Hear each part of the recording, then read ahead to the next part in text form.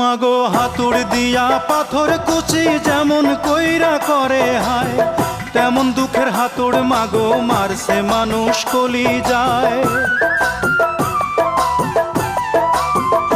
মাগো হাতুড় দিয়া পাথর কুচি যেমন কইরা করে হায়, তেমন দুঃখের হাতুড় মাগো মারছে মানুষ কলি যায়।